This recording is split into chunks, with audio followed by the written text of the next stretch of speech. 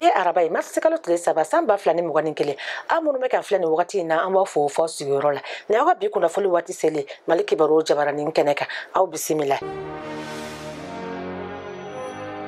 maa minnu minɛlen don furancɛ fanga yuguyuguliko la cour d'appel ye yamaruya di k'u bɛɛ kana bila maa o maa n'a tɔgɔ tun bɛ furancɛ fanga yuguyuguliko la kunu araba marsi kalo tile fila san ba fila ni mugan ni kelen cour d'appel ka kiirisoba min bɛ wele tubabukan da ɲɛsuru la chambre d'accusation o ye juge d'instruction ka jalakiliw wuli ka bɔ yen ka yamaruya di ko k'u bɛɛ kana bila joona a kiiri baara ɲɛmaaya tun bɛ bamakɔ cour d'appel ɲɛmaaba bolo n'o ye Banjugu Jawara ye maa kofɔlen dɔ ye arajo baarakɛla Isuf Bati n'a bɛ wele Arachbat Pemi ɲɛmaaba Vital Robert Job ani AGFO ɲɛma Danga Agibutal fo ka se minisiri ɲɛmakɔrɔ Dr Bubu Sise ani Seku Tarawele n'o tun ye jamanakuntigiso secrétaire général ye nka jamana procureur ba Idrissa Ariso ye laseli kɛ surɔ k'a jira ko maa kofɔlen ninnu bɛ to jalakili minɛn kɔnɔ fo ka sɛgɛsɛgɛliw se a dan na cogo min na.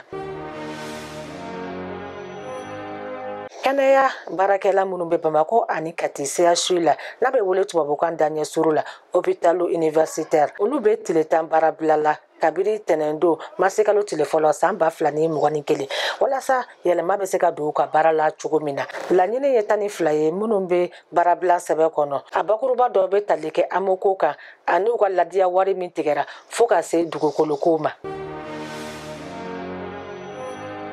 Coronavirus yera maa 30 la Mali kɔnɔ kunun tarata marsi kalo tile fila san ba fila ni mugan ni kelen maa 1,122 sɛgɛsɛgɛlen kɔfɛ o don kelen na banabagatɔ 6 kɛnɛyara ka bɔ bana dilan kan maa si kelen ma fatu kunun heure 24 kɔnɔ kɛnɛya ko ni adamadenya sabatili minisiriso ka fɔ la kunun banabagatɔ kofɔlen ninnu yera Kulukoro Sikaso ani Moti mara la ani Bamakɔ commune 6 kɔnɔ bakuruba la kabiri coronavirus donna an fɛ yan don min na Mali kɔnɔ ka se bi ma a yera maa 8,420 na olu cɛla maa 6,414 kɛnɛyara ka bɔ bana dilan kan nka bana in kɛra maa 350 olu sata ye. Ne de bɛna dan sigi a ka bi kibaruyaw la an bɛ dugawu kɛ Ala ka Mali kolosuma a k'an bɛn wagati wɛrɛ la nin kɛnɛ kelen kan.